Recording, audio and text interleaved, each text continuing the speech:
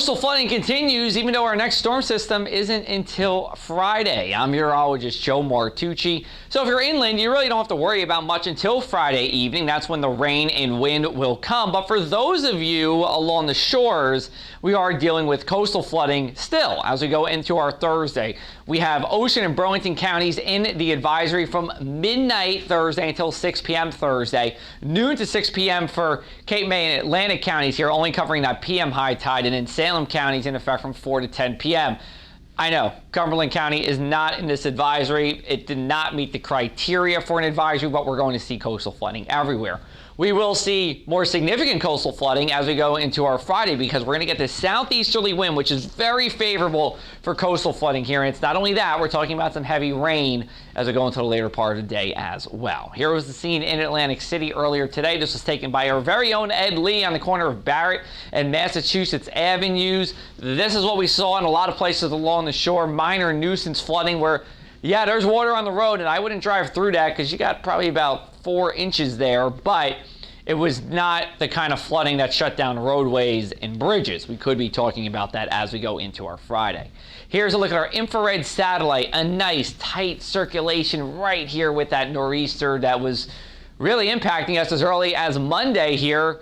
Couple of clouds that you're seeing, those lighter grays, those are low clouds here. It's taking a look at the temperature. That's what this infrared satellite is doing. So when you see those light grays, that means relatively warmer temperatures, and that means clouds here. But we do have clearing sky to our west, and we will see that as this low pressure continues to move out to sea. So let's take a look at what that nor'easter could be doing over the next 48 hours or so. There is the potential for this to turn into a subtropical or tropical system. That could be Wanda, and that would round out our 2021 hurricane names before we go to a supplemental list of names. Look, going back to the clouds here, this is 8 p.m. on Wednesday. The blues is already seeing that cloud cover. We have it for the evening, but we do clear out as we go overnight, and that will continue into our Thursday morning as well, even into the afternoon. But you're seeing all these clouds here. That's our next storm system, and clouds will thicken as we go into the afternoon on our Thursday. So for our Wednesday night, taking a look over at EHT. I was at EHT High School Wednesday afternoon for our high school football forecast. Overnight low of 48 there, 48 in Woodbine, 51 in the Wildwoods, 47 over in Vineland. We'll take you to your bus stop forecast on Thursday.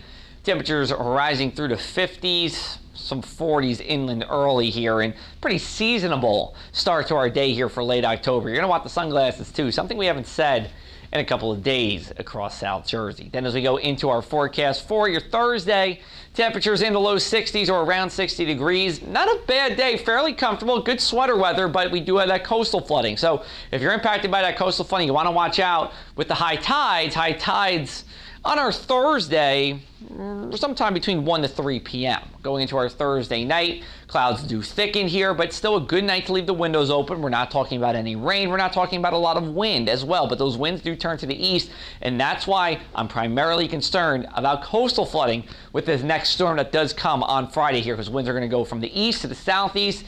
High risk for coastal flooding as we go into our Friday afternoon and evening, and then wind is actually our secondary threat.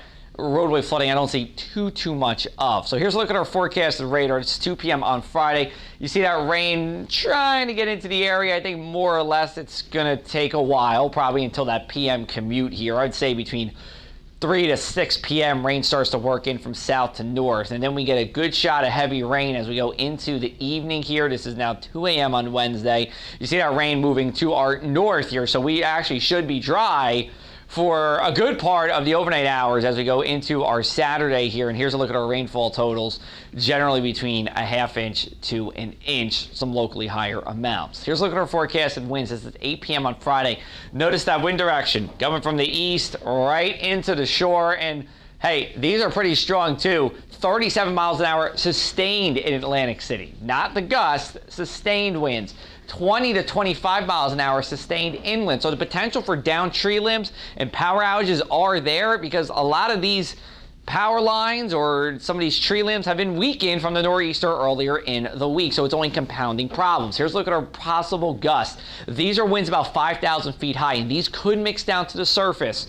It's going to take a lot to get there, but if we do, we're talking about gusts 55 to 65 miles an hour, and as you probably could imagine, we'll be talking about some problems with that. All of this, again, onshore flow is going to bring coastal flooding at not only for our Thursday here, but into our Friday and Saturday as well. Moderate flood stage is expected for that Friday PM high tide. Let's take a closer look at this. I've been showing you this all week long. Here's Sea Isle City in minor flood stage. You take a look at what's happening down Central Avenue. Yes, some water there and a little bit of water on some of the other roads, but it's not like what happens when you get into moderate flood stage, where you see a lot more of those purples there, and some of these streets, even blocks towards the bay and blocks towards the ocean, see water on them as well. That's where you start to see some roadway closures, for example, on the Black Horse or White Horse Pike between Atlantic City and the mainland.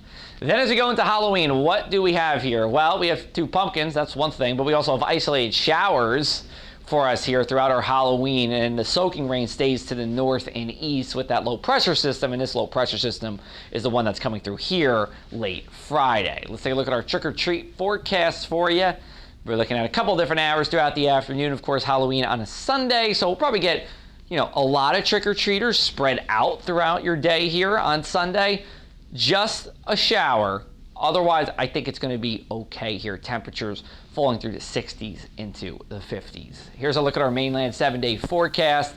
Saturday, looking for a shower at any point. Not a washout, though. Most of your day will be dry. Sunday, some sunshine. Again, still looking for a shower, but most of your day will be dry. It will be completely dry as we go into early next week here. Monday, Tuesday, and Wednesday all look to have dry weather. Look at those temperatures, though, on our Wednesday. Only a high of 59 at the shore. That would be the first time since Memorial Day weekend that we had a high temperature below 60 degrees. We will have full coverage for you on this nor'easter. We also have little chopped up videos for you too, talking about specific factors into this storm. You can go to our website, pressupac.com, for the latest on that, or if you follow me on social media, I'll be dropping the links on Facebook and Twitter.